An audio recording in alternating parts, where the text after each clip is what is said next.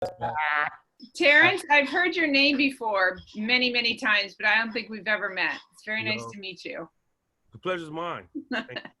yeah, Terrance is our favorite person over at Californians for Safety and Justice. Yeah, I'm sure you'll see why.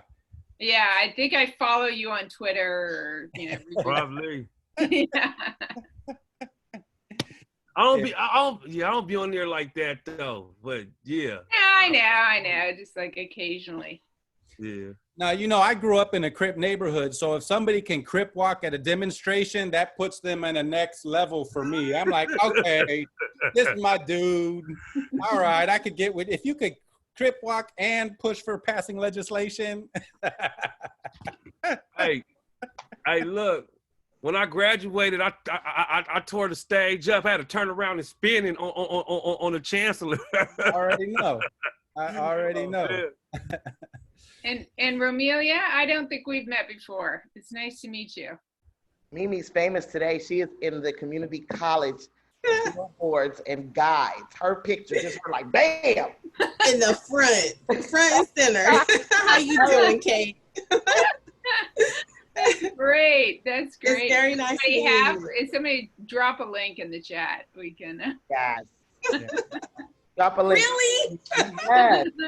So Kate, Mimi is one of our main people over at Pillars and also a former student at San Diego City College. Awesome. But another super sharp person. And her and Jean-Louis are our tech people for today. I actually invited Mimi. Mimi, do you want to facilitate it too? I won't facilitate today. No, I'll stay in my lane. All right. The brother who I'll stay in my lane. Other person who I invited to facilitate didn't show up. But Kate, I mean, basically, this is just meant to be a conversation. Great. Say what? Where's Alonzo? You know, who knows where Alonzo is? I don't. Kill So, him. I mean, we mean it to be a conversation. So if somebody says something and you want to riff on it, if you want to ask the panelists a question, that's totally fine. If you have a question for our tech people, we're not pretending like this is just one big magical show where everything works smoothly. Yeah. So again, you know, it's just relaxing, asking questions. I'll ask a few questions, but again, I expect or I always hope for panelists to ask one another questions as well, although that hasn't quite worked out so far. But our ideal panel is going to just be kind of a conversation around, you know, some of these issues. And I always tell people, you know, you don't need to prepare for this because my instinct is you all are, you know, automatically brilliant. And I think that regular conversations are that's what people are most interested in. And so this is an opportunity for people to listen in on the conversations. If somebody's talking too long, I don't think that that'll happen. The thing that I've been trying to do is be like, so if all of a sudden you see a big Khalid head coming into your screen, that might be a hint. Worst case scenario, you know, we don't really have a problem interjecting with people. Right. And so that's, hey, Layla, you know, you can do like screenshots, right? Make sure I don't look crazy. You know, I don't know how to put it makeup. You did not have to put me on blast like that. All right. Hey, Jean, you look good. Layla, you look good. Jean-Louis? Michael Jackson. Jean-Louis, it's your show. Take it away. Let us know when we're ready to go. Yeah, it should be ready right now. Just to be aware, when you turn up your camera, you will no longer on the screen. The audience won't see you because we're Facebook Live as well. So if you have to use the bathroom to turn off your camera and you go, or you come back or whatever. But if your camera is off, you won't be here. I'm gonna start now, but as soon as I start, please like stay silent for 30 seconds so that way during the edit, we know when to cut things.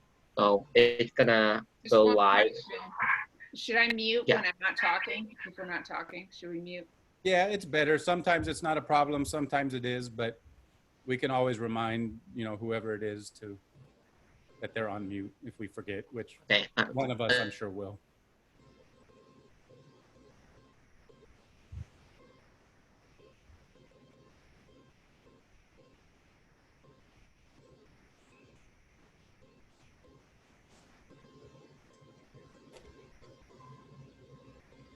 Jean-Louis always tells me to be quiet for 30 seconds, but I can't be quiet for 30 seconds.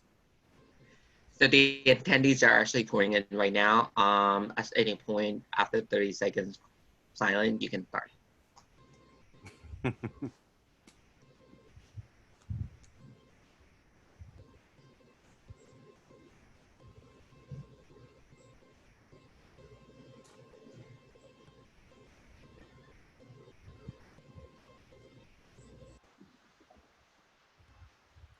So for Facebook folks and attendees who are pouring in, I see the numbers are kind of still going up. So we'll wait a few seconds and then we'll get started. Thank you everybody for joining us.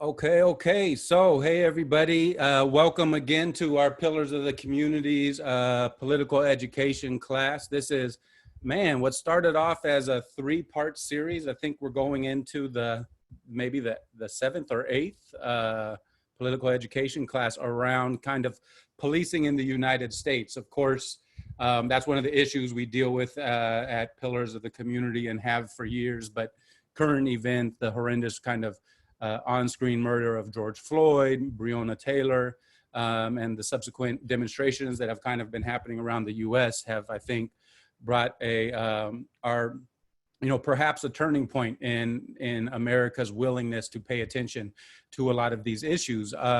This evening is actually, kind of an exciting evening for me. I have 3 people who I look up to as mentors, as colleagues, and people who are actually really brilliant and have been kind of long-term warriors in the fight to address some of the kind of the racist, oppressive law enforcement mechanisms that we have in California. So again, thank you everybody for tuning in. We are going to be recording this, and so people who have registered will be sending you links so that you can watch it afterwards. People who are on Facebook Live, it's not too late. If you register, you can also get those links. And if you stay, Facebook Live, I think stays on forever. I don't know. That's not my my expertise. But just quickly, I wanted to welcome Layla Aziz from Pillars of the Community, my brother Terrance from Californians for Safety and Justice, Leaving Up the Time Done movement, and Kate Chatfield from the Justice Collaborative. Again, 3 amazing people. I'm going to stop talking. You know what? Let's do this. Let's go ahead and have you all introduce yourselves, kind of just a little bit of background, where you're from and kind of what brings you to this conversation. Layla, let's start with you. Hello, everyone. My name is Layla Aziz. I was raised in Southeast San Diego. I still work in Southeast San Diego. We're looked at as a gang area, a high crime area. All those isms are attached to us. And I also work for Pillars. I am a pillar of the community, as our shirts say. And I'm here because this is my passion. So I'm able to work and also live my passion, which I'm very grateful for. Thank you. Terrance. Greetings, my name is Terrance Stewart. I'm statewide organizer with California Safety and Justice. The program that I work on is Time Done, where we work with formerly incarcerated people living with past convictions and try to relieve them from the barriers that they face day to day. I organize out in the IE area, San Gabriel Valley to Los Angeles. That's where I'm strong at, but I'm throughout the whole state. Nope. And Kate. Hi, my name is Kate Chatfield, and I'm at the Justice Collaborative. I'm the Senior Advisor for Legislation and Policy. I'm lifelong Californian. I'm up in the Bay Area. Before I got involved with legislation and policy work, I was a criminal defense attorney, and I worked for indigent people who needed, who were too poor to afford their own counsel. So I would represent people on habeas appeal and in the trial courts. And then I also worked at the Office of the State Public Defender, where I did death penalty appeals here in California. So that is my background, is really standing with people when the power of the state and the power of the police come at them. And I still, I've always had that perspective in my life. And I still have that perspective that people, when the power of the state is used, we need protection, and they need a community around them. Man, that's, you know what I love, you know what I love about our panelists, man. Our panelists always, they keep it, they're just like, boom, let me do my introduction and let me say what's happening. It's not one of those panels where you have to fight to get in the mix. I wanted to switch things up a little bit today, and instead of going straight into our topic, which is the road to abolition, if you could each give a little bit of background, and I know you did the introductions, but like when I look up at my brother Terrance, there's a connection that we have outside of the work that we're doing right now, and that's the president at the college that I work at, San Diego City College, Dr. Shabazz. One of the first stories he told me was when he was a administrator at Compton College, how he met this dude who had just been out, and he was talking to the dude, and he's like, you know what, you should enroll in community college, right? And then one day I was talking to Terrance, and he was like, I went to Compton College and this and that. I was like, do you know Dr. Shabazz? And so knowing that background about you, Terrance, can you talk a little bit about, yo, man, like, what's your background? Where do you come from? And how in the world did you get involved in this work that we're doing right now? Oh, okay. Well, I'm from Pomona, California. You know, that's what I represent. And I went to jail for a little time. And when I got out, I paroled to with my auntie house, and she lived in North Long Beach, which was on the borderline of Compton and Long Beach. So the Compton College was right there, and like Terrance, I'm gonna stop you real quick. Can you go back further? Like, you got incarcerated. So how'd you end up getting incarcerated? Like, what's? Well, I was hustling. I was hustling. I was just being me, you know. At that time, you know, I was caught off into the activities that was involved in my neighborhood, you know. In doing so, you know, I was hustling and doing other things, and you know, I was constantly being like stopped too. You know what I mean? Because it ain't just like, you know, it just happened like that. I was constantly stopped by police and everything, and eventually they caught me with a little bit of stuff, and then again, and after a while, you know, I had to take a trip upstate, but all in all, you know, it was I could get more into it, but like it just really was a part of my what I was doing at that time, and I got caught off into it, and in doing so, I got caught up and had to take a break. And while doing that, I kind of reflected a lot on my life, because even before that moment, like, you know, it had been some adversities in my life, and I just really just wanted to do something different. And one of the things that I wanted to do was go to school. So I went to college, and like you said, the story with Dr. Ricky Shabazz, you know what I mean? Because he was an outreach specialist at that time. And, you know, I think like going to Compton College at the time when I got out was like the best thing that ever could happen to me, because like it was Compton College, and like, you know, I was fresh out, and like I think like the puzzle pieces fitted perfectly. And there was great people there, like you said, Dr. Shabazz and Dean Curry and Mr. Butler and Dr. Moore and so many other great people that runs around the community college out there. And like you said, I was fresh out, so like, you know, they seen that I was trying, and because I was trying, you know, they gave me an opportunity at leadership, and through that, like this is what got me involved. This is what I'm getting to.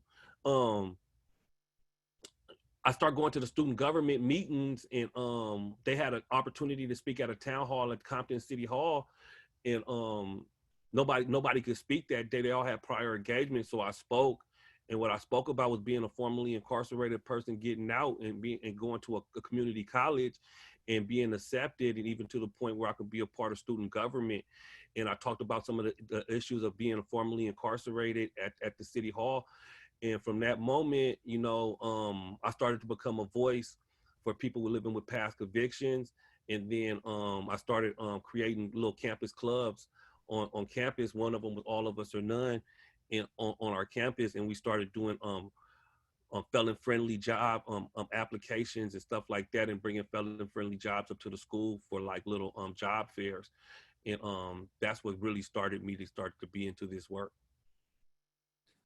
Okay, but you didn't go straight from community college. Now all of a sudden, you know, with a wave of a magic wand, you're the director of a time. Oh, yeah, well, nah, well, like, okay, yeah, I was just trying to say what got me. I just said what got me to the work, but so like I said, that started me there, and then from there, from Compton College, I got accepted to University of California, Riverside, in which I started, you know, getting active on that campus, and I ran into the All of Us or None group also out there, and like, you know, we started doing first with backpack drive giveaways. This was around the time of the realignment. So like I was kind of new to all the organizing stuff when the realignment was happening. And then from there, you know, what happened was it got really crazy around the time with Trayvon Martin and Mike Brown and all that stuff. So then they was burning churches and all that stuff. So like we had a retreat with, I started being part of a organization called PICO, and we worked on a Shirley Weber bill, AB 953, and which was about curbing racial profiling, and that was really that, and Prop 47 was really what brought me into really organizing in the community, and Prop 47 was the first time I ever phone banked and all that other stuff, but AB 953 was what we did when it was in the assembly. I talked to the assembly people. When it was in the Senate, we talked to the senators. We went to the state capitol. We did a 900 people die-in at the state capitol.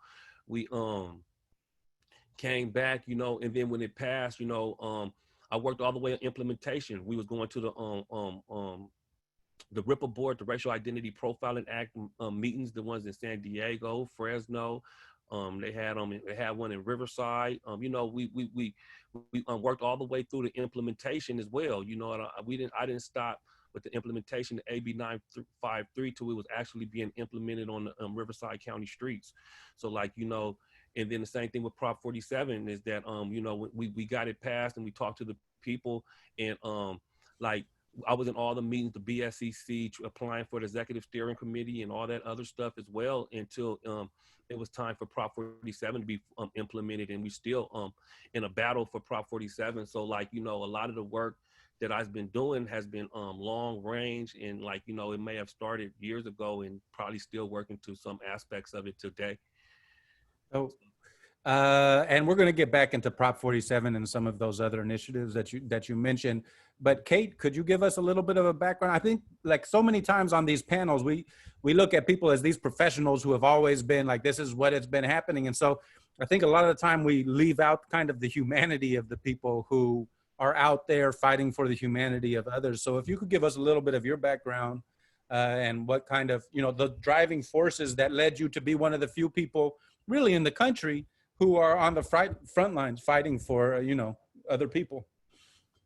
Well, I think this is great. I love that. I don't really talk about my personal background that much, but when I graduated from college, you know, I'm white, middle class. My parents went to college. I went to college. You know, that was what happened. And I graduated, and then I ended up down in Los Angeles, and I worked for an organization, the Los Angeles Catholic Worker, and this is an anarchist Catholic commune.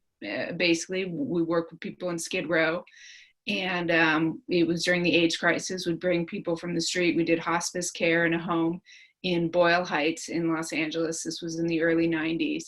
And then I wanted to return to the Bay Area. And I had gotten married in LA, and my husband and I started a homeless shelter and a dining room outside of San Francisco, and then ultimately, you know, some houses, long-term houses for the homeless.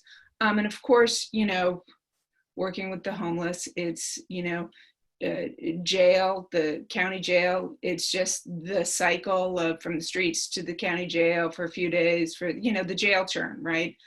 And then I had two kids, two daughters.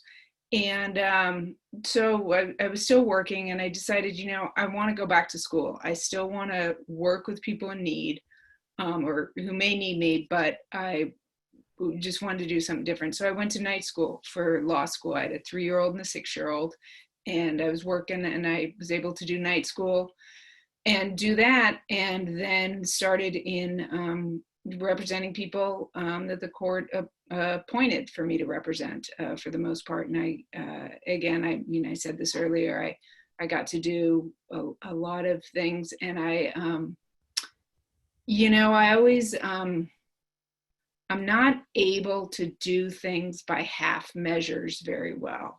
So when I'm in a case, I just, you know, my clients and I were like, I was like a mama bear, you know, it was like the state was coming after my child, my brother, my sister, you know, like it was just this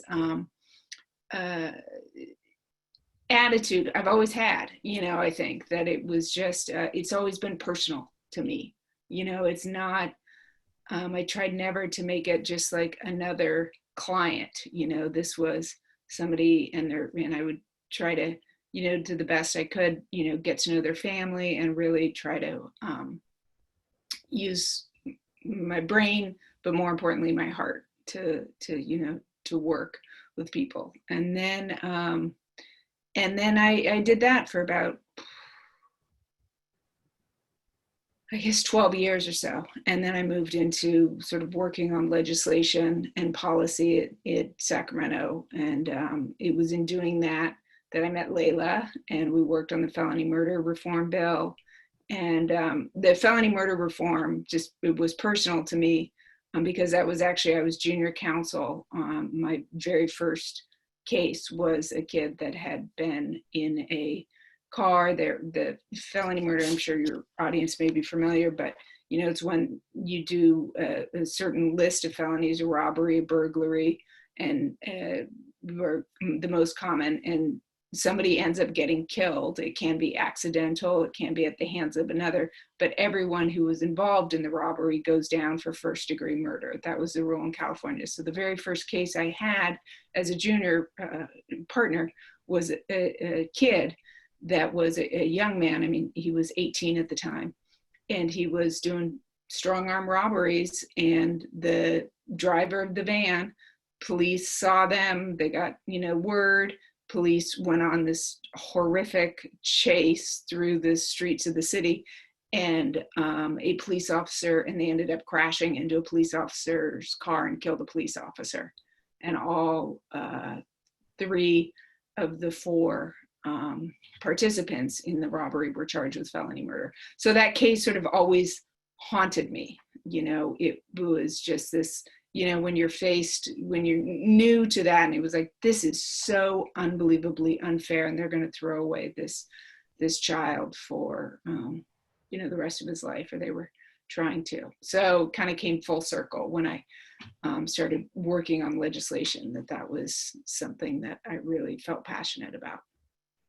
So that was my story. And then I did that in Sacramento, and then I ended up joining up with this national organization, the Justice Collaborative, and work with people there and electeds and community-based groups around the country, doing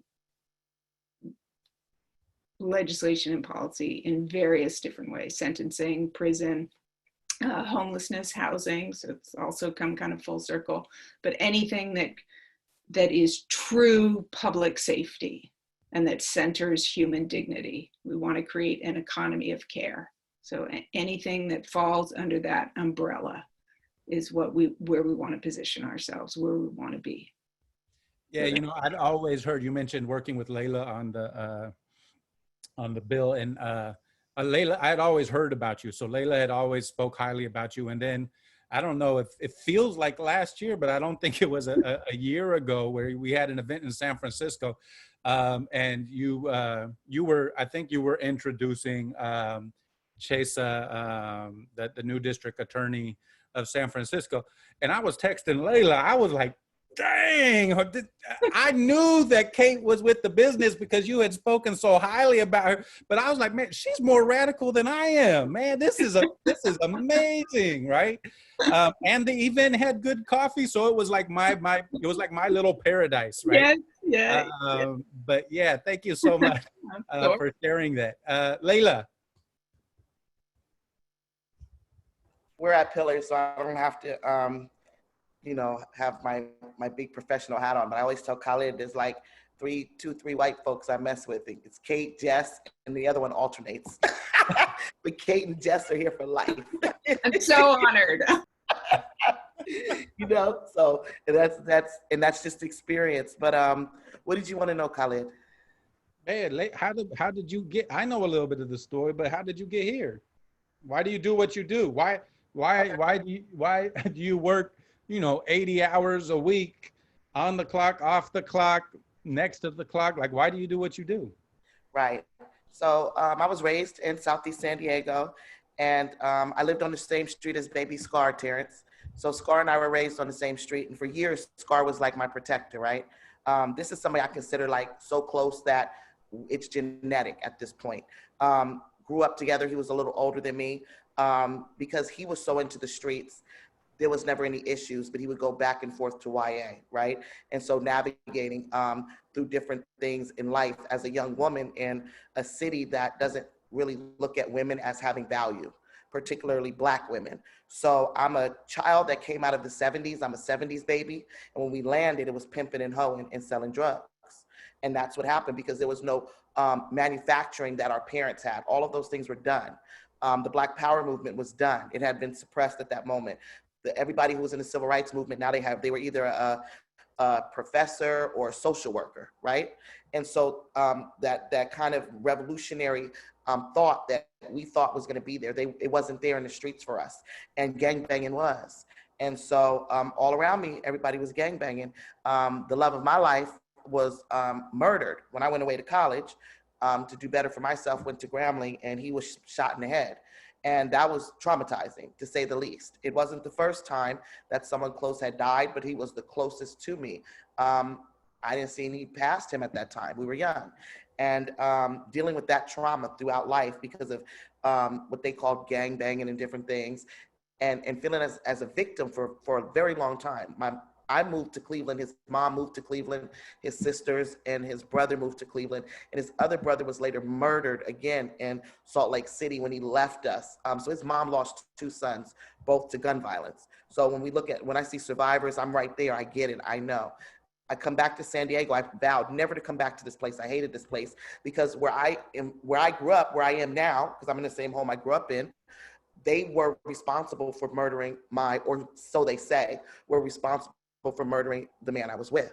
And that hurt, because these are people I went to school with. These are people it didn't end up being that way. It was friendly fire. Youngsters just not knowing how to handle guns when guns are aimed at you and being afraid. And a lot of people don't like to talk about that, but that's the truth. But I was upset, I was mad at San Diego. So I came back to San Diego and I was working a regular job. I was trying to be a rap star. I wasn't anywhere with any prison stuff. I wanted to be a rap star.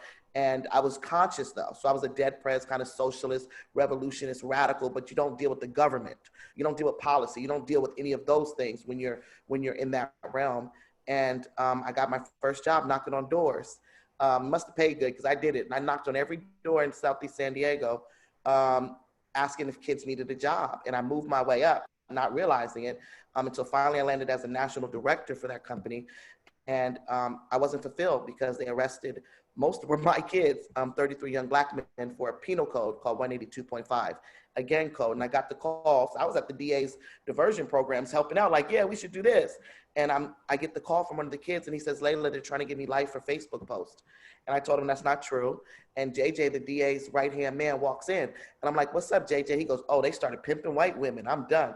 no sex trafficking was in it. And if so, what does that have to do with 25 to life? But I started seeing the extremities, and my kids were on buses. These were my babies. At this point, I had grown in social work where I'm over developing programs, and these are my children at this point. And I just remember being like, you know what, I'm done. But I separated my life. Before then, I had already started prison work because of the SHU, stuff that was going on in the SHU and the hunger strikes and different things. And of course, my relationship with my husband who's in prison, that was there. So that was all, but I kept those separated. And then I meet Khalid after the Alfred Alonzo uprising when an unarmed Black man was murdered by the police. And he goes, join the board. And I'm like, cool, you know, Khalid has plans though, visions. You don't see him, but he knows them. So I joined the board, cool. And then next thing you know, he's like, quit your job, come on. And I'm looking around, I'm like, but it is on Imperial. That's like right down the street from my house. There's no AC in here. It is so hot in there, Kate and Terrance. Oh my goodness. Well, Terrance has been there, he knows. And it's just, the bathroom doesn't work half the time. And I left my job, I left my 401k, I left all that, and I've never been happier in my life. And I started really delving deeper into policy at that moment. And I will say now that I would have given up on policy a long time ago because of my radical kind of revolutionary stance if I had not met Kate Chatfield and saw how it's supposed to be done. Mm-hmm. And I hope we're able to really expound on that. And because that's my respect for her in the felony murder rule, we never thought that would ever be passed. We're talking about murder and taking murders off and just really looking at that and how that to me is a segue into abolition. That's as good as it gets. And so, well, it could get better. No, that's the start of how it's going to get better. And so that's why I'm here, and that's how I got here. So, you know, thank you for sharing, Layla. I think a lot of the time we're in this bubble, right, where we work with policy and legislation and everything. And I think maybe the felony murder is a good kind of doorway for people to understand why policy matters. Why does legislation matter? Kate, can you talk a little bit about what is policy? What do all these words, what do they mean? And how does that connect to kind of the details of what happened with that particular bill? Well, it's a good question. I'm just trying to unpack it a little bit. So so we have a penal code, right? We have a penal code. I'm just gonna do I even have it? Look at this. Here. This is the California Penal Code, right? It's enormous. All these things telling us what is illegal and what you're going to be sentenced for and how we can incarcerate you. In about the mid-70s, this was the size of the California Penal Code. This is now the evidence code, of course, but my law partner, who was, now my former law partner who's in his 70s used to say, this was when I started law back in 1970, that was about the size of the penal code. And now we have this, right? So we've got to deal with this. If we are going to open the jail gates, if we are going to open the prison gates, we've got to deal with this. Yes, we also have to deal with the DAs that are using that and, using that in a particular way against Black and brown people disproportionately, by and large. But we've got to take this on and say, what is a holdover from another era, another time? In the case of the felony murder rule, 1872, when the California Penal Code was created, but even before then, back in the 1600s. So we've got to deal with that, but we've also got to deal with all this terrible stuff we've done since 1980. And the way you do that is you go to Sacramento, and you do what Terrance did with the die-in, or that's how you do, when there's, either to undo legislation or to pass new legislation. So we've got to, deal with it that way. We've got to go, of course, with policies and with elections, with district attorneys, we've got to deal with that as well. And then, sometimes, as Terrance, I'm sure, will talk about later, we've got to deal with the ballot box. And unfortunately in California, the worst criminal laws that are on the books came at the ballot box. And we're still dealing with that. 3 strikes is 25 years old this November, and 25 years is too long, both as a sentence and as time for that law on the books. So we've got to deal with 3 strikes with our extreme sentences that were instituted back in the 80s. So I don't know if that quite answers your question, but that's where I come at it. We've got to deal with what we can that's in the books. No, that's, I mean, seeing the difference between those, between the 70s and the 80s, I'm reading Angela Davis's Are Prisons Obsolete, right? And so she talks about how at the time when she became interested in abolition, there were like 2 or 3 prisons in all of California. I had never thought that, that by increasing the prisons, they also had to increase the size of that book. And I think the comparison between the books, those 2 books, and the size of the prison population and how many prisons we have in California is probably, has a pretty even growth. Layla, the felony murder, can you talk a little bit about that? Because when I hear felony murder, I'm like, dude, someone killed somebody? Like, Right. That sounds pretty bad. Can you talk about why in the world would anybody be working to change laws around punishing felony murderers? Right. I came back to San Diego, and the first place I stopped was in the area where my boyfriend who was murdered, he grew up. It's a housing project. And I went there to visit, and the moms came out and they were very sad because all the boys were either dead or in prison. They were gone. Everyone I grew up with, all of my boyfriend at the time's friends, they were all gone. And so they said really one of the worst things they did was to Tondeway and Brian Mason. And really what they did to Brian Mason was awful. Brian Mason had never been in trouble a day in his life. He had just graduated from high school. He had just gotten his first car. He lived in Lincoln Park. He came from sharecropping parents who pulled themselves up by their bootstraps and bought this home, this working class home in the Lincoln Park area. His school colors were green. The Lincoln Park gang is green. And he got stopped 50, 60 times walking home from school and was documented as a gang member. Never even had a misdemeanor. He then goes with community members because you hang out with who you go to school with and who you live with. And these are like family to him, who is Tondeway and Tabiti. And they go to a house party, motel party, and there's some Crips there, and they're all having fun. I heard they were skinny dipping. I was like, ew, you guys are skinny dipping, the boys too? Okay, go ahead. Really do. I heard they were skinny dipping with the girls too. And, it's all played around girls though. And so one of them's kissing girls over there, and the guys are just getting along. And they start rapping. And anytime you freestyle, and Terrance will tell you this, when you freestyle and you drink it can all go bad. Because you're not thinking. A freestyle is just whatever comes out of your mouth. So then slob and crab comes out and they're kicked out of the motel room. The older guy left his jacket. Go back and get my jacket. Let me go. Brian said, are you calm? Are you calm? It's in his paperwork. Yes, I'm calm. They go get the jacket. They knock on the motel door. They get let in. Drunk and high. They start arguing. They start fighting again. One of the boys is beating up one of the Tabiti's brother. And so Tabiti shoots him in the head. And before he shoots him in the head, he has this grand idea to say, break bread, mother. I guess the movie, so I don't know. There was no robbery, but a chain was broken when they were fighting. They used that break bread to give all 3 of them robbery and give them death sentences in California prison. So they have felony murder with a special circumstance. And Brian Mason, who had never been in trouble a day in his life, who didn't have a gun because of gang laws, got personal discharge of a firearm. But he didn't have a firearm. And all of these things led the jury up by saying gang member, gang member, gang member, gang member, to saying this guy is guilty. They did do this robbery. Gang members are bad. Lock him away. And he, from 18 to now, it's 19 years later, to 39 years old has been, or 38 years old has been in prison. Yeah, he's younger than me. He's probably like, maybe he's 40. Wow, Brian might be 40 now.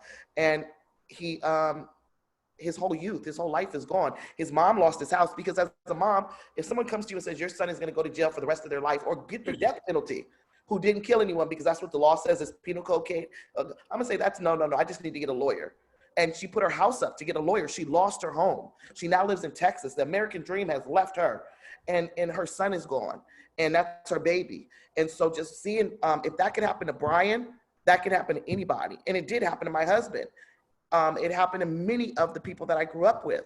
They use the felony murder rule because if they can get an underlying burglary, robbery, economic crime, because that's what all we're doing is economic crimes, trying to survive, and something bad goes on there, that's a death sentence. So for our attendees, is the crime? Literally, what did he do that led to him now being incarcerated for the rest of his life? They said they proved a robbery, force or fear, when Tabiti said break bread, when he shot the gun, even though there was no robbery planned or anything of that nature, and a chain was found broken on the ground. I just fought the DA on this robbery charge here recently. No chain was taken, but they said that constituted a robbery. And if you have an underlying felony that you participated in, if a death results from that underlying felony, they don't care what happened, where you were, you automatically get convicted of first-degree murder. And if they say you're reckless, or if you did it yourself, you tripped, you shot the person, whatever you did, if you fall under some of those, you can get the electric chair. So to be clear, he was at a party with a friend, somebody was killed, and that's his crime. Yes. Am I oversimplifying that? No, he has a death sentence for that. He'll never come home. And then, so the work that you and Kate did, how did the work, what was that work, and how does it address that? Kate can go into that more, because this is when Kate was talking about the ballot propositions that make this so hard. If there's stronger legislation is if the people vote and decide, and Terrance will tell you that too. So basically, I don't want to take too much space, you guys, because you guys know this, and you guys have taught me this because you've been in here longer than me. But basically, they had to get around so much. When I say this bill, to me is like a masterpiece, a piece of a choreographed masterpiece. That's how I look at the felony murder bill, from a strategic on how you get around a racist ass system. And they went around it to the point where you're not supposed to even have a death sentence or LWOP. This is this special circumstance crap they put in there. Who cares? It's just extra stuff, but you're not supposed to fit. The way Kate tight-roped it, some of them fit. And it was very strategic. And that's when I had a different appreciation of how you write a bill and how you look at the long-term game of that bill. And she might want to go, she might not want to give up everything, because that's a lot, and she's still doing bills. She doesn't want people to know how smart she is. But that's what I found out when I worked on it. Was that passed? Yes. And as a result, what's the result of that legislation being passed? Well, it was signed by the governor in 2018, September of 2018. And so, yeah, as Layla said, we wrote the legislation. We also got rid of a couple other theories of homicide in California. One called the natural and probable consequences doctrine. And I won't get into the weeds. Second degree felony murder, we got rid of that as well. So it was just, using some good legal research and just some good strategy around figuring out how far we could go. And then the result of that is that the DAs tried to jam it up and are still trying to jam it up in the courts. And they never liked the bill. They were the main opposition to it. And a couple of judges, particularly in San Diego and in Orange County, said the bill was unconstitutional, and we knew they were wrong. So we had, then the battle went to the courts. But being a lawyer, I knew that was going to happen. So we set it up right. We knew how to set it up legally so that we could win at the courts. So now people are coming home. It's drip, drip, drip. I wanted a lot more people home by now, 2020, a year and a half after it was started in January, you have to go. So the other important thing that was really important to everyone, and this was what I should explain, and I should have explained it before, but the bill not only said moving forward, we're going to change the felony murder rule, but for everyone that's in prison who was an accomplice to a felony murder or who was charged under the natural and probable consequences, you can go back to court and say, hey, the law changed, change my sentence, let me out of here. So it was retroactive. And that was the battle that we had, and the California District Attorneys Association, finally said, like, if you give up retroactivity, if you don't let people come back to court, then we will, be less oppositional. I never believed them, but at any rate, this is the backstory of what happened. And I should have said this earlier. We had an amazing author of the legislation, Senator Nancy Skinner. And the night before, it was the last time to make that decision, whether it's not retroactive, that it would just be a change in the law going forward. You wouldn't get relief if you were in prison. She met with, she had a phone call with family members of people who were incarcerated. And one after another told them, my son's incarcerated under the felony murder rule. My daughter's, it really disproportionately impacted women. My daughter's, at CIW, she's been in for 15 years. I want to, I don't want to die before she comes home, et cetera, one after the other. And the next day we were in her office, and it was the deciding point. Like, are we going to keep retroactivity in this? And I won't say the exact words that she said, but it was basically CDAA can go. And that was it. And that was done. And it was like in for a penny, in for a pound. And we won by one vote in the assembly. Wow. So we just threw the dice, but she wasn't going to leave anybody. She was going to bring as many people home as she could. Two things stand out for that. One is the bravery of as an assembly member, Skinner, in pushing forward for that, and her sticking to her guns on that. But also the hypocrisy in the district attorney's office, that they would say, yeah, you're right, this law is kind of messed up, so we're not going to use it anymore, but refusing to look at that messed up law and how it's impacted individuals.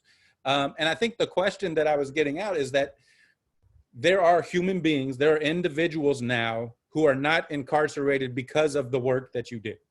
And there's people who will never be incarcerated with those same disproportionate sentences because of that work, right? And so that work had a direct impact on real lives of real people who were facing life in prison. And the reason why I asked that question is because, and we'll get into this more later, but you do have people, and I'm one of those dudes who, if somebody used to ask me when I was walking across campus and I had my kufi on and, feeling super Muslim, and they like, hey, can you sign, are you registered to vote? Will you sign this petition? And I had a whole speech ready for them. I don't believe in the American system of democracy and and this poor dude was probably getting paid minimum wage or getting paid per signature. He was hardly like a big advocate of American democracy, but I was ready for that. And I think what we lose a lot of the time is that when we talk about legislation, when we talk about this very flawed system, that it does actually impact human beings and individuals. I want to use that, and hopefully that's one of the themes, and I think we'll kind of come back to that question of when do we choose to be engaged, when do we choose not to be engaged. But Terrance, you mentioned Proposition 47. Can you talk a little bit about what Proposition 47 was and what it was about Prop 47 that made you, that helped engage you and get you involved in kind of these policy and legislative battles? Okay, Prop 47 was a proposition that reclassified 6 low entry level felonies into misdemeanors. So like when these 6 low entry level felonies got reduced into misdemeanors, what happened was the reclassification of them, like now for these 6 low entry level felonies, the most you could do is 364 days. So like, what happens is it started to save money, and the money that got saved, it got reallocated into mental health, K through 12 education, and victims of crime. So like So that's what Prop 47 does. And like what got me involved was Prop 47 was the first time I got hired as a community organizer. So Prop 47 was my first project as a community organizer, and I ran phone banks and canvas operations. So I was going to school at the time, so I was at UCR, and we was doing phone banks at UCR, and then we were doing phone banks in the community. So I was running like 2 phone banks, and what happened was the concept of Prop 47 was one thing, but the fight that we was fighting was so much bigger than Prop 47 was. So we came with the concept of trying to change the world one conversation at a time. And, we called people and we knocked on doors. And for the first time, before that too, I pretty much didn't know too much about propositions and all that stuff. So this was what really got me involved in in all types of different levels of voter work, from everything from petition signing to voter registration, educationals, because I was doing educationals all over the place as well. So it engaged me in a new level of organizing, Yeah, so that's what Prop 47 did. And then it started the conversation of criminal justice reform, divesting from the criminal justice system and investing in community-based organizations. So by talking to all these different people, it was having conversations about divesting in the criminal justice system and actually investing in community-based organizations. So that was the first time I ever really even could either fathom that type of idea of doing that and doing that, now, you could see the whole conversation of what's going on now, but even when Prop 47 was coming out, it was wow. And it was an opportunity to do it. And, and it was first time ever that I led something as a formerly incarcerated person, that my voice had agency. I was in a more conservative area. So we didn't know how Prop 47 was going to resonate in Riverside area. And, so we door knocked and all that stuff. And what happened was we went out there and had conversations. And what I found was that, no matter what race, the criminal justice system, the system is so massive that it affects everybody, even other races, that people that you think that may not even would be for it. They'd be my son was arrested for this, and my grandson and all this stuff. And you find out that, this system has affected even people in the nicest houses. And, it got a lot of support, and it was really surprising. So it opened my eyes to a whole lot of different things about life and humanity, that a lot of humans are really human. Yeah, man. Prop 47, ironically, I told the story about, my pre-made speech that I would give to these poor guys.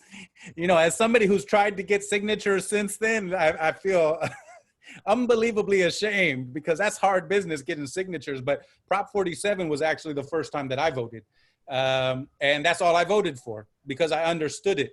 And, there's this idea, and, this whole tough on crime thing, and how legislation like Prop 47, people didn't think, it was not a given that Prop 47 was going to pass.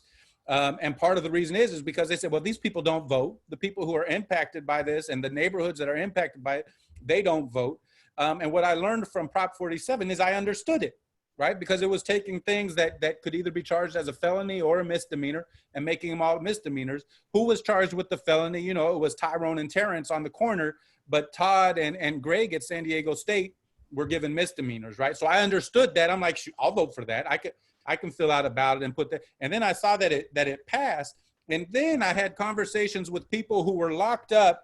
Many of you know Aaron Harvey, who's a whole nother story, but who was locked up at that time. And because Prop 47 was retroactive, he said they went from having to sleep on the ground, not having enough cots, right? Not having enough bunk beds, sleeping on the ground, to all of a sudden the jails being empty. And so seeing that the work that we can do in the ballot box actually impacts individuals was super powerful for me. One of the things that I think about when I think about you, Terrance, is that one, you mentioned agency. And, you know, we like to talk a lot about recidivism. And I hope there's funders who are watching this also, because one of the things that helped you be supported in school was all of a sudden recognizing that agency and your ability to talk to power and people actually listening. But also, as you began working for Prop 47 and under PICO and some of these other organizations, the agency they gave you as somebody directly impacted by it to actually go out there and make changes. One of the questions that we have in the chats is talking about kind of about passion and about these types of things. Can you talk about how your passion for these issues, both like kind of in college and outside, what is it about your passion, and why should people, in order to address recidivism, you know, we talk a lot about recidivism, oh, well, people they're just going to get locked up. How can we address recidivism? By dealing with kind of passion, by dealing with giving people who've been formerly incarcerated the agency to actually change the laws and the legislation that impact their lives. Was that too roundabout of a question, or? I mean, let me attempt to get from the understanding I got. You know, the thing was that I was in an organization, Inland Congregation United for Change, like PICO as a large was that's where I was at, but PICO as a large was, you know, they had all kinds of people, but where I was at, you know, like, you know, it was my homies that could be affected by it.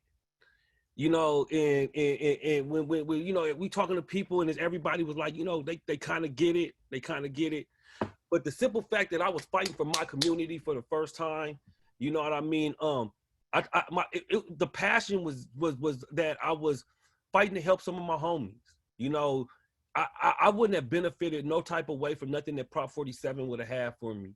But I knew that if I could help some of my friends and my loved ones, you know, by making a couple of phone calls and leading people to it, I would.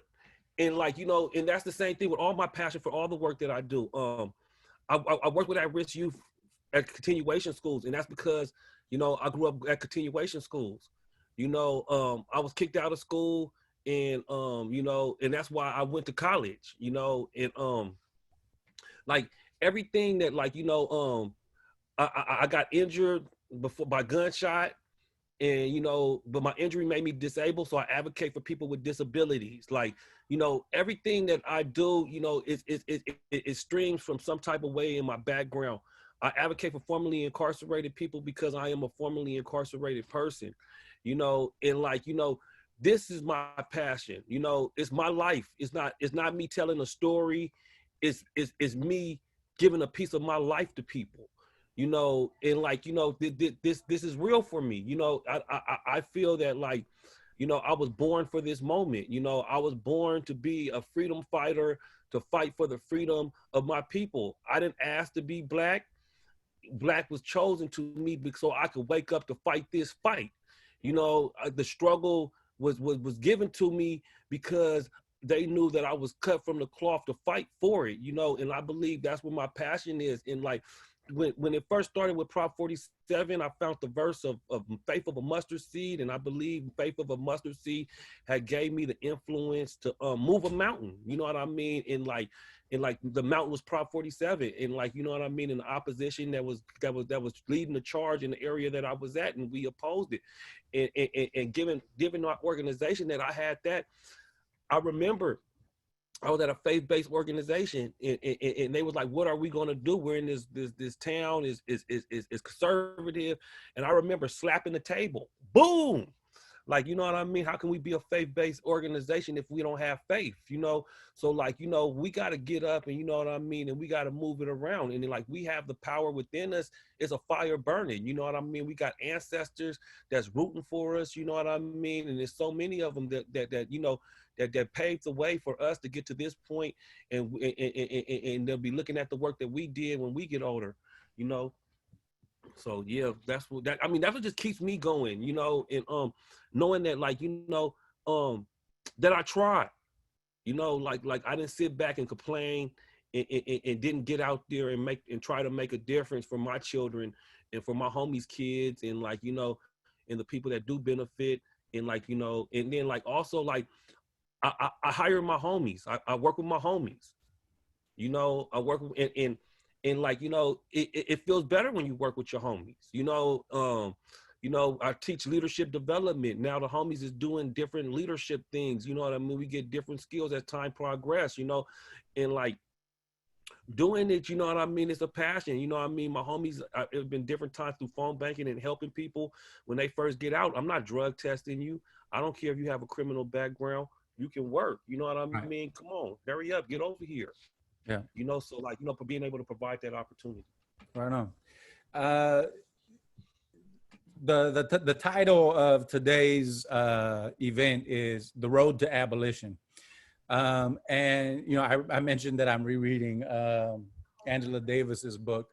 And, you know, we're living in the time of social media, and I've seen social media posts that try to position a difference between reform, like there's an opposition between reform and abolition, and often dismiss efforts at policy as reformist as opposed to abolition.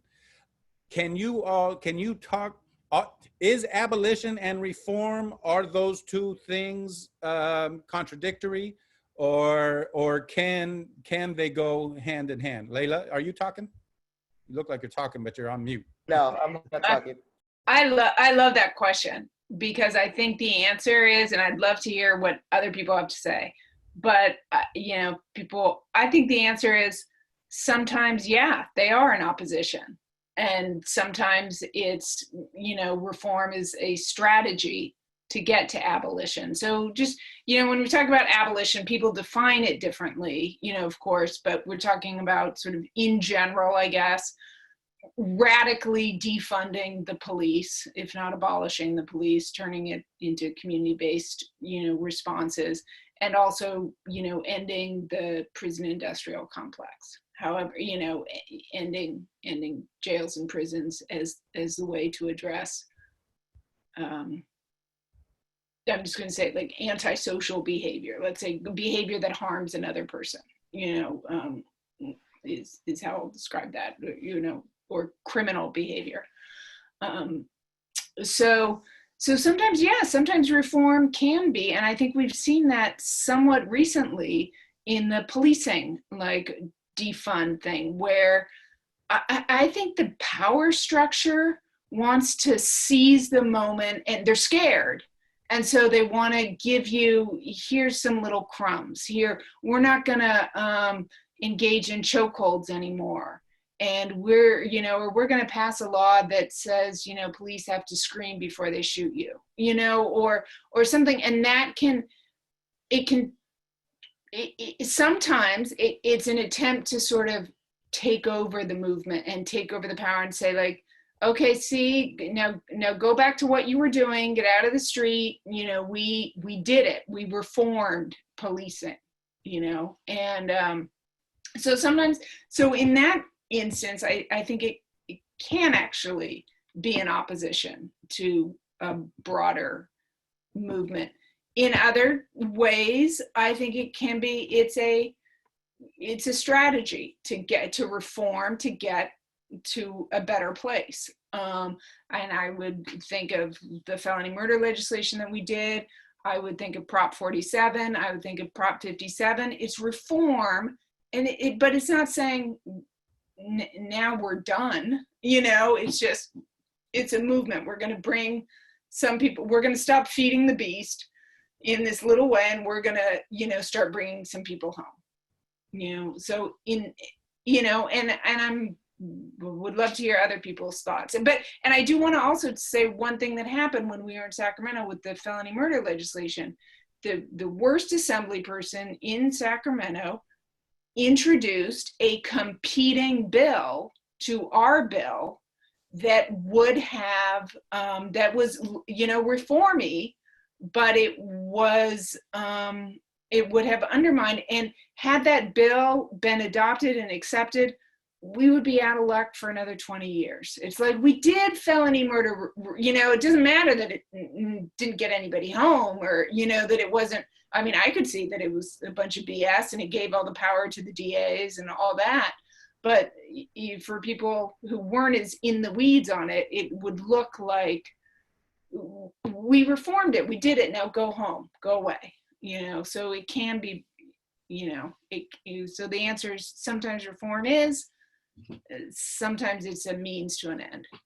We don't have in our political education. Oh, somebody wants to know who the assembly person who introduced the competing bill. His name is Assemblyman Jim Cooper. He's from Elk Grove, and he's the one behind this rollback that they're trying of Prop 57 and Prop 57 and Prop 36, and a pox on his house. Vote him out.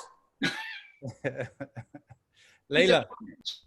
Yeah. Layla, and folks will be we'll send out an email that has some of that information on it. Some of the bills that are coming up, we're going to be talking a little bit about, is it Prop 20 and some of these other things that are coming up also. Layla, can you address the kind of the abolition versus reform question a little bit?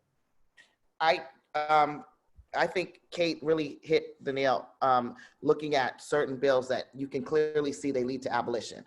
Prop 47, which brought Terrance into these campaigns, you clearly see why people should not go to prison for mental health issues, for drug abuse, for petty theft, which is normally a drug addiction or mental health, or you're homeless, or just basically you don't have the resources needed, or in dire poverty.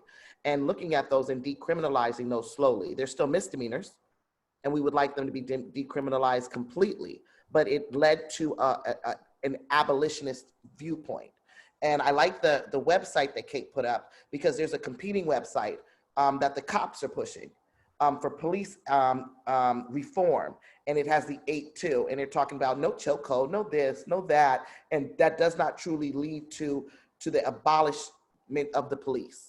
And so when we look at some of those, and let me say, Racial Justice Coalition in San Diego, I love you guys. I'm not saying that what you guys didn't do was not tremendous, but it has to be coupled with, or a clear view on how we get rid of, how we look at policing and how we look at dealing with harm.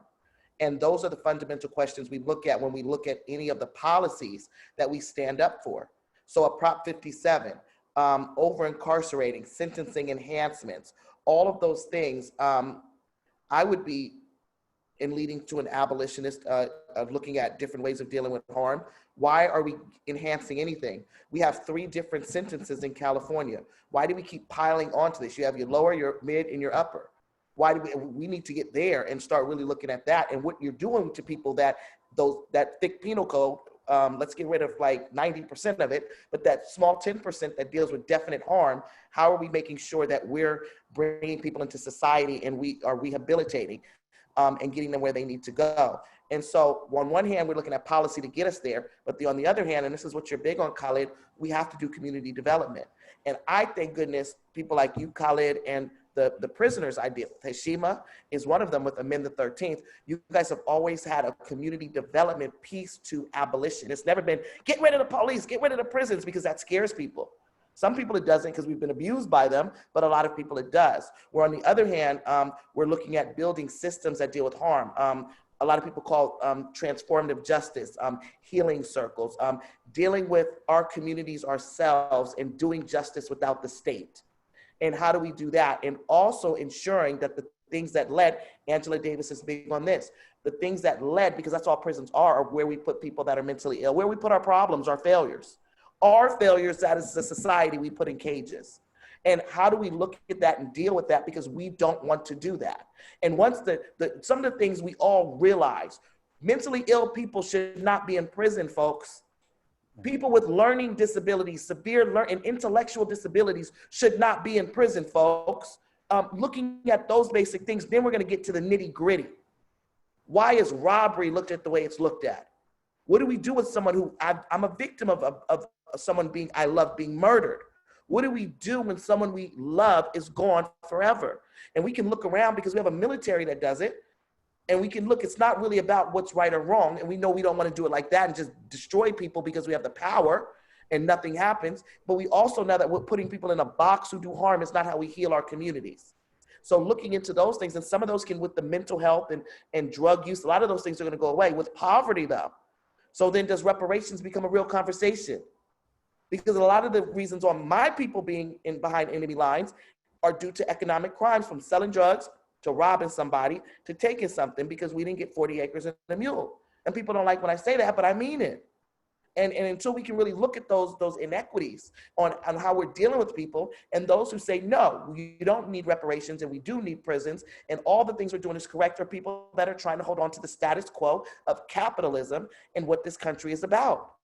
So where are we going to make amends for what has happened? And a lot of things that we look at most of the things we look at as crime is basically a government that came in and destroyed a lot of people to get where it is, trying to hold on to that.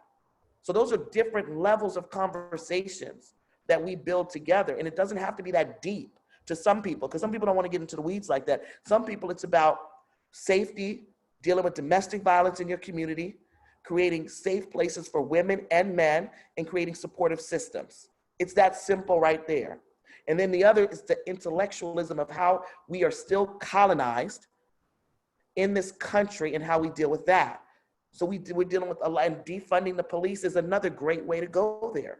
Why are the police getting money to do things they don't know how to do? And slowly getting them out. I love how Seattle did, because y'all been talking about, come on, you got to tell them, Khalid, I've been talking about my 4 blocks for how long? When we go and we work them 4 blocks and we get the police out of there, and freaking Seattle did it. They just did it. And I was like, wow, we could have done that, but hey, we still can. But so that's, I don't see a purpose of the police. I don't see a purpose of slaveholders. I don't see a purpose of fascism. I don't see a purpose of any of those things. I don't see a purpose of putting people in a cage and then things get better. That doesn't make sense to me. Yeah, I mean, what's important about what you, Kate, and Terrance are saying, I think is, you know, one of the things we always mention in our political education classes is we don't have a particular ideology. And if we do, it would be shit is complex. And what I appreciate is, you know, and reason why I invited all 3 of you is I have no doubt that all of you are steadfast abolitionists. In fact, you all are out there actually, you know, pushing for abolition in a number of ways, but that you don't use that as a means of clearing yourself from an obligation to try to help people through other reform measures, right? Because these things are actually impacting, these laws are impacting people's lives, right? And so as we're fighting for abolition, that doesn't mean that we shouldn't also try to help as many people as we can along that way as we're creating those things. One of the other things that's interesting, and you know, when we talk about policy, when we talk about legislation, those, you know, that's not terminology that people use in their everyday lives, right? But really, I think what we're talking about is laws, and that laws are man-made. That's one of the things that fascinates me about policy is these laws were created, right? We have, I think many of us, myself included, kind of grew up thinking that laws are just laws. Right? We didn't see that book growing that you pointed out earlier, right? We think, well, these are just laws. And so the more I understand policy, the more I understand how legislation works, you know, voter initiative, you know, ballots versus, you know, state legislation and other types of things, the more kind of fascinated I am with the creation of laws and the abolition and the changing of laws at the same time. One of the, I mentioned the event, Kate, that you put on up in the Bay Area, and the newly elected district attorney up there, Chesa Bodin, I don't know how to say his last name, but the people mess up my first name all the time, so it's all right.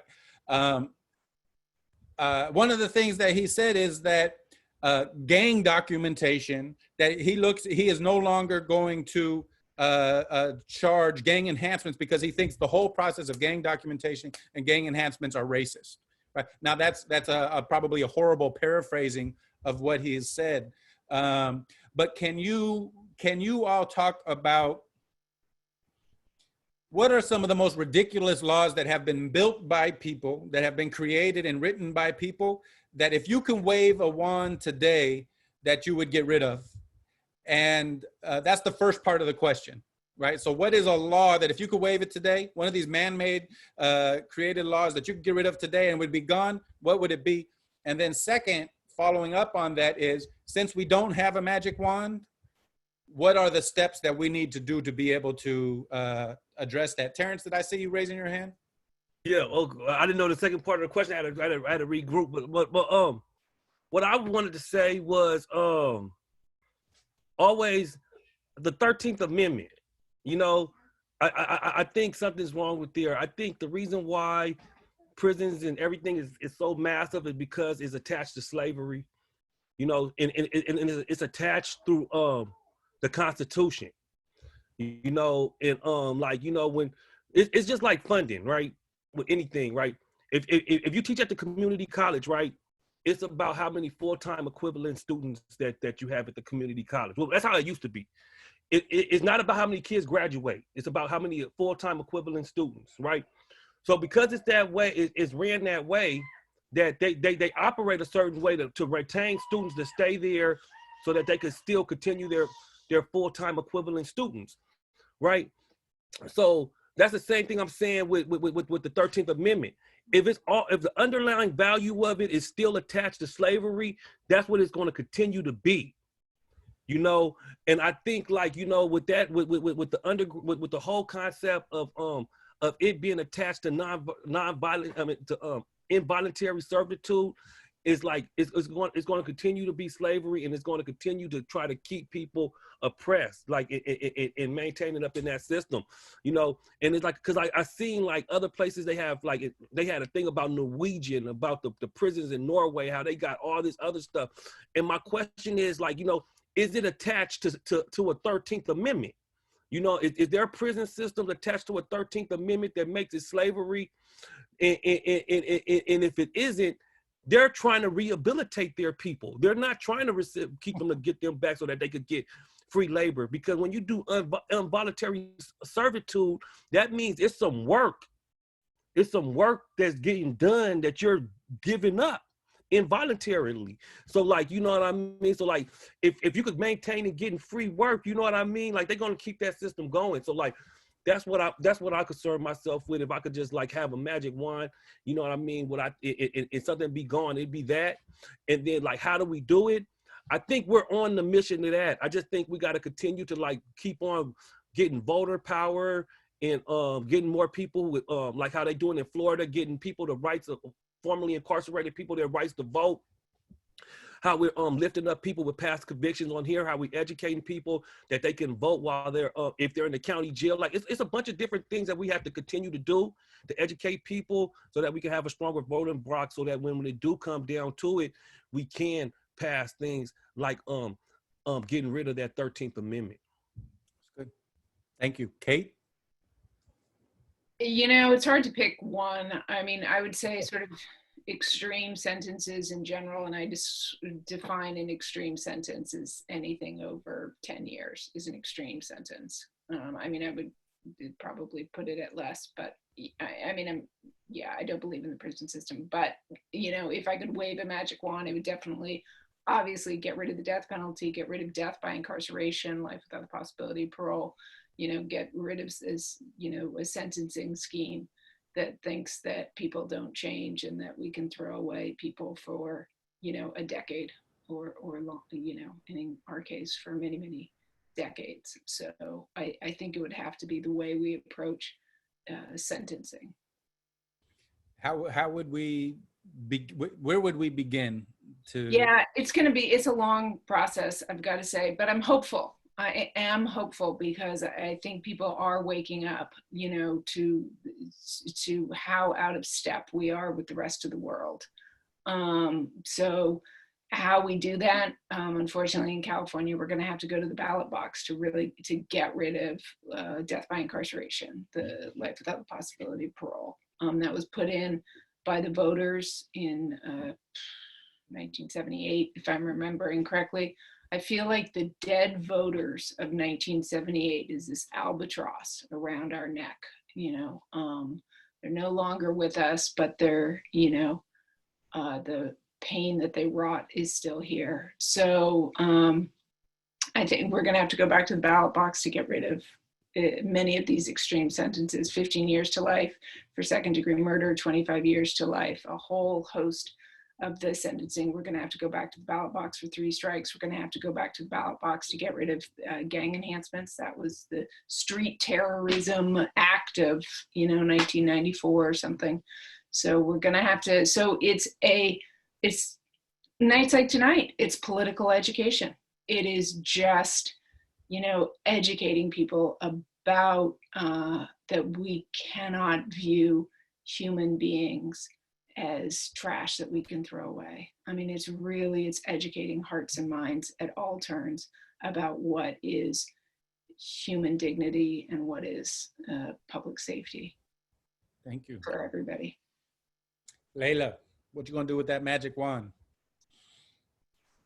They said it, I started off as a slavery abolitionist before a prison abolitionist or a police abolitionist. I firmly stood on that, on the 13th Amendment.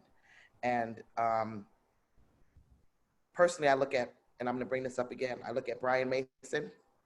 If you can Google that, Brian Mason, San Diego, and you will see every single law that Kate just spoke about in one case.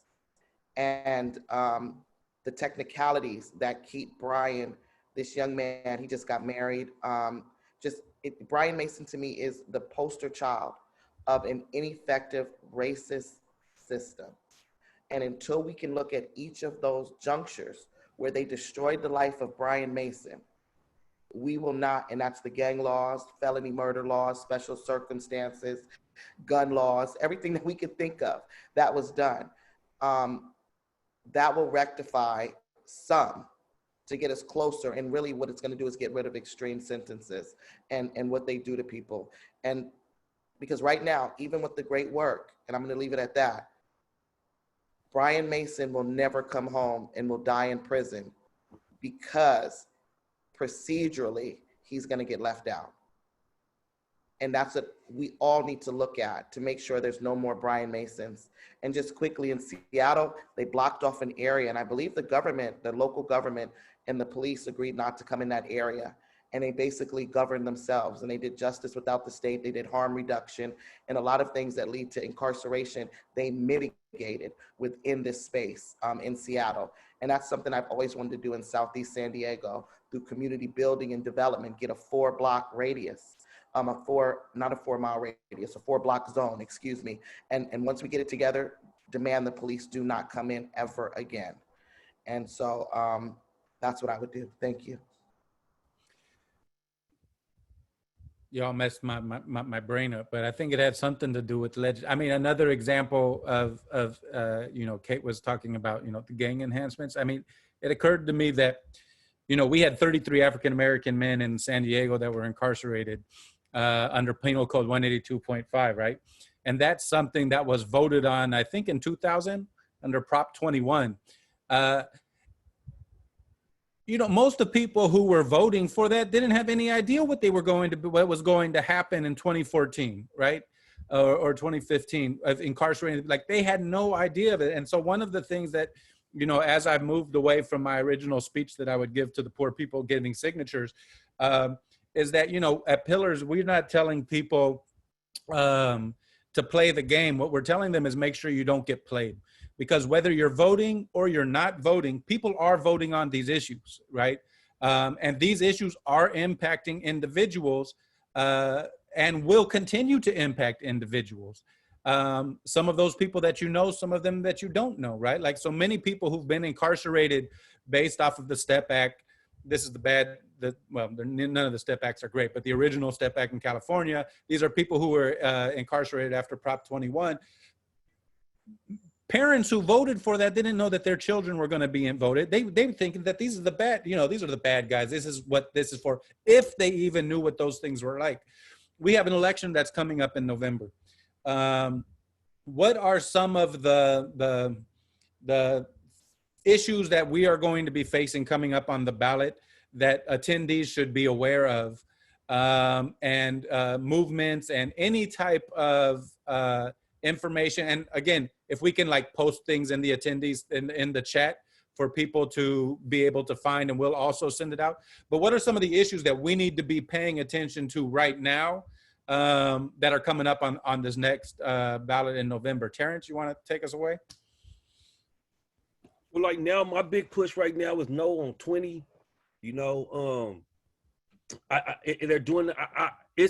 For me, the way I feel like it is framed is the new tough on crime legislation for 2020. They're coming in the door with it. it was highly noted that even like in the midst of COVID, that district attorneys was trying to get the board of supervisors to endorse it, and they was using old fact sheets to get it passed and trying to keep it under the radar so that people wouldn't even know that it was happening, you know. And it's like, these are the type of plays that just felt to happening. And then like, we don't even know what's going to happen with all the prison systems, what's happening with COVID. And for them to try to take the threshold from $950 to $250 for theft, for petty theft is for the felony threshold, is going to incarcerate a whole lot of other people. And they have a whole plan already set. They're going to have DNA tests for misdemeanor offenses. And I just feel like, you know, they're up to something right now. And yeah, and what I'm doing about it is like, we're finna do educationals all throughout the state, and we're finna educate people on what it is, you know what I mean? Just because like they're gonna use a lot of fear mongering tactics, and we're gonna have to have people to be able to see through it, you know, and because that fear is one of the best tactics that they always use, and you know they're going to use it. So it's just like preparing people to not be let the wool be pulled over their eyes. Right, and shout out to you, and I know Jay Jordan and the Californians for Safety and Justice, who are going to be, you know, doing some educational things about that. Kate, can you either add on to that, maybe explain Prop 20 a little bit more? What is it, and anything else that we should be? I noticed you already put in the chat. It's simple. Prop 20, no. But yeah. So Prop 20, I think Terrance, you know, laid it out pretty well. It's going to roll back some of these reforms, make more low-level crimes felonies. It's going to limit people's good time credits that they can now get under Prop 57. It's just going to, but, you know, I think it adds something. Terrance, you can speak to this better than I can. It adds some strikes into the strike, you know, it rolls back some of Prop 36, which limited the application of the 3 strikes law. This sort of undoes some of those reforms. So it's in general, it's another tool of mass incarceration. And I think, like, structurally, we should look at, so who's funding it? You know, it's the prison guards. You know, this is about, you know, creating jobs to cage people, which is like, you know, that we're here as a society is terrible. And it's funded somewhat by the grocery stores. You know, they want to crack down on shoplifting. And I think really we need to ask ourselves, you know, did we want the state of California to be the collection agency for Ralph's groceries? You know, do we want to spend $81,000? Is that like a government responsibility? It's like, I'm sorry, shoplifting is bad. Yes, but what is the crux of shoplifting? It's poverty. You know, I mean, let's be real. So, you know, we spend $81,000 a year to send someone to a prison. So, you know, a prison guard can drive multiple SUVs and have a boat, and I'm done with that. Well, yeah, no, real talk. One of the things that the grocery stores talk about being shoplifted, of course, is baby formula, right? So what world are we living in where you have grocery stores who are advocating to lock people up for stealing baby formula, right? Like, so, I mean, the rot at the bottom of this system that we live in, and how transparent that is when we look at our legal system is really, it's really mind-boggling, right? Like, somebody is stealing like, the fact that somebody is stealing baby formula, right, should be time for everybody to pause. That's a policy fail. Like, oh my God, what has happened to us? That needs to be front and center in the newspaper. Yeah, you know, not some violent crime that's fear-mongering, but it's like a poor person stole baby formula. We all got to get together and meet because this is a crisis. Yeah. Like, what are we going to do about this? I mean, can you imagine if we had that kind of a society where everyone drop everything? Holy cow. A mom's getting evicted. What are we going to do? Right. You know? Yeah, and it'll make California the lowest, have the lowest felony threshold for retail theft in the nation. You know, and it costs so much more to live in California than anywhere else. So, I mean, not anywhere else, but so many other different places, you know what I mean? So it's like, you know, what, like, you know, what is the outcome of having such a low, it's even lower than what it was before they rolled it back, you know? So it's like, it was 450 before. right, you know, and then like to do that, you know, we're putting money into trauma recovery centers and stuff like that throughout the state of California, and that would lose funding to all these different programs that Prop 47 is helping people get through now, especially in relationship to survivors of crimes. So it's Man, yeah. that's crazy. That got ugly. I didn't realize how ugly it was until Terrance, you and Kate just really broke it down. So we're literally funding the prisons. We're doing the reverse thing with the Cooper bill. They want to fund the prisons, take away mental health, take away, wow. And then Kate, the DA races. I know you're big on that one. Yeah, I am. There's the biggest DA race in the country. The race is the second most important race, other than the presidential race, is the race in LA. LA is the most carceral one of the most carceral counties. There are 22 people that Jackie Lacey, the current district attorney, has sent to death row. All of them are Black and brown. 100% are Black and brown. So it's Los Angeles County is about 28% of the population of California. So it's the largest county, but they are 40% of our prison population. She has been a very, very carceral DA, and she's in a race with George Gascon, who's the former prosecutor of San Francisco, who's the reformer candidate. So that is a race to watch, you know, if you have friends and family in LA County. Man, we're watching that closely here in San Diego because we're trying to push for, you know, some progressive candidates. And so, you know, after what we had in San Francisco, and we're hoping LA will be, you know, following behind. And I think Gascon is one of those people who has come out and said that he recognizes gang enhancements as racist. Layla, you got, what should we be paying attention to? Everything that, or what should we be paying attention to? That Cooper bill, the DA races, very important. On a national level, I was going to ask Kate again. I'm very radical. I'm very abolitionist. So I look to my policy, the people that I respect in policy, and then I'll charge because I know I respect them and what they're saying. So nationally, what are we looking at this year besides the presidential race? Or do we have anything that's going to just? I know Ayanna, that you guys passed around a paper. I was so excited, but can you tell us a little bit about that? Well, Ayanna Presley is a congresswoman from Massachusetts that just as is amazing, People's Justice Guarantee, just seeing the criminal legal system so holistically and things is so intersectional. So she's someone in Massachusetts that's just wonderful. She's one of the squad, you know, and she's wonderful, and she's made criminal legal reform her, you know, her issue.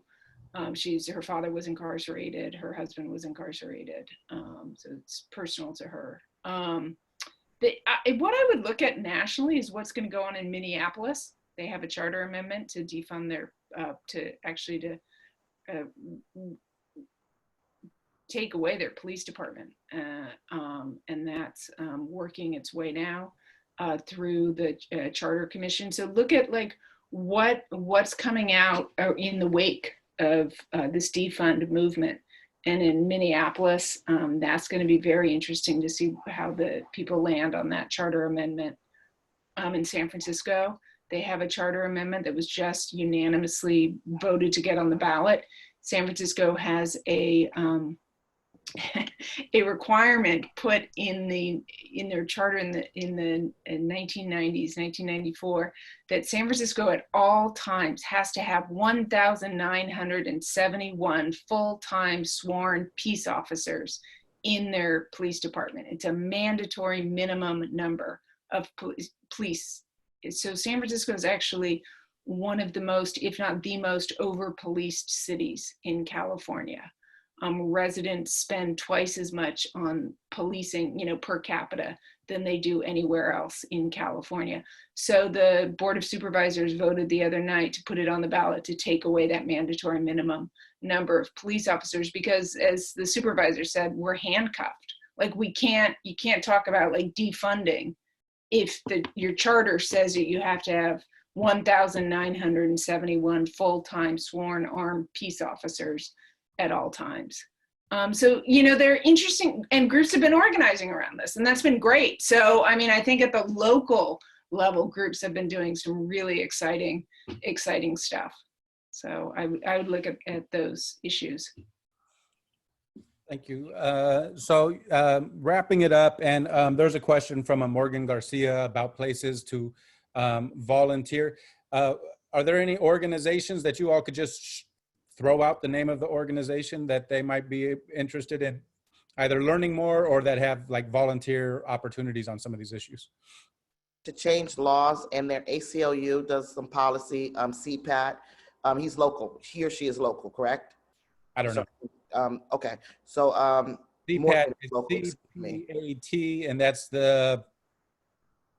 I don't know, but I know it's criminal justice reform. I forgot what it stands. It's something accountability and transparency, but it's criminal justice reform group. There's also the Racial Justice Coalition, who worked on the chokehold. Darwin and Buki are doing some really good work there. There's People Over Profit, that's in Barrio Logan. They're doing really good work there. And Pillars, we deal with policy. Mostly when we deal with policy, it's around gang stuff, but we do work closely with our allies and our partners, such as Terrance and Kate, and anything that they're doing, we're going to push it locally. I'm trying to think who else locally. I'm going to type in our, Morgan, I'm going to type in our website address so you can get in touch with us if you can at your earliest convenience, and I'll have some more things for you. And and anybody who's registered in here, we'll be sending out kind of a list of all the things. Yo, man, Terrance, can you wrap it up for us, brother? And in just a couple of minutes, we're at the end of our time. I always wish we had more time. But yo, man, like break it down, man. What should we be thinking about? What should we care about? Like, give it to us, brother. But I mean, every day is a day. I wanted to address this back to earlier. With my whole feelings with thing. I feel like when it comes down to abolitionism and reform, it's like something what Malcolm X says is that like when he came down to integrate people who was about integration versus being separate, is that like I'm no more of a separatist than he is an integrationalist. What we both are concerned with is freedom, and like and that's the way I feel about that. I feel like as if sometimes I operate in some type of level of infinity gray. I don't think things are always black or white, and it comes down to like the relationship of reform and abolition. One of the things that one of the things that happened before is that when Austin Sterling and Philando Castillo got murdered, we had a real big meeting in Riverside, and it's like three dominant kind of philosophies that it comes down to this type of work. And one is, like you said, the abolitionist, and the other is like the reformist, and the other person is the person that says that we need to be a part of the system and change it within. And and it became a big argument between the three groups. And like because of that, like I felt as if we wasn't as strong as we really could have been. And I think like sometimes like these labels that people put on themselves are more dividing than they are helpful.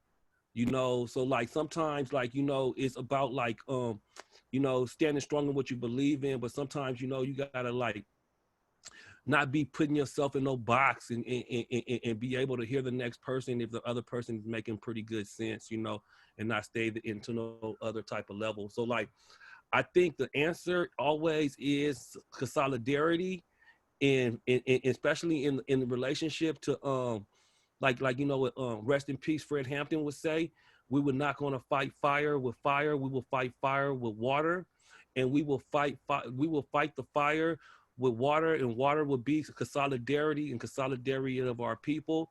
And I refuse like to try to label myself to be into any kind of caste system which would divide me from my brother. So I say peace to the abolitionists, and I say peace to the reformists, and I say peace to the people that feel like they have to have change the system within. You know what I mean? And with that said, Ooh, you took it home. huh? Yes. Yeah. Shut it down. Hey, you know what? You see what I was doing, Layla? I know. With a, you know what? Shout out to my boy DJ Simi Rock, who's out there watching as an attendee, and so many other people. Doc Rivera, San Diego City College. We have a lot of educators who are out there who hopefully will be using these in their classrooms. There's so many people that I've noticed, you know, making comments and there that I wish I could give a shout out to everybody. But again, I'm so grateful to have had the opportunity, Kate, to have you on and sharing with us and participating in this, and Terrance and Layla. You know, when I look at the strength of the people who are in this fight, you know, it gives me optimism. You know, I'm an optimistic pessimist. And I think if we didn't have optimism, if we didn't have hope, we wouldn't be doing anything.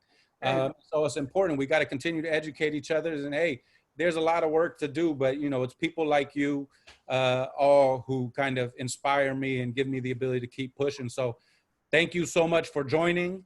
Again, everybody, we're going to be shooting it out, but hey. Thank you. This was great. This Yes. was amazing. I love it. I love it too. Hey, thank you. I appreciate y'all. Yeah, I do. Thank you. Take care. Bye. Bye.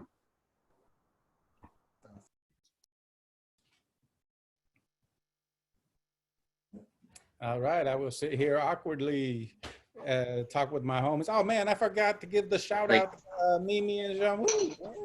Dang. Is everything good? I think everything's good. I think we're good to go. It was good. Okay, dope. Yeah, and I saw you put a couple of good questions in there, and thank you, everybody. You guys rock. That's dope. You ready?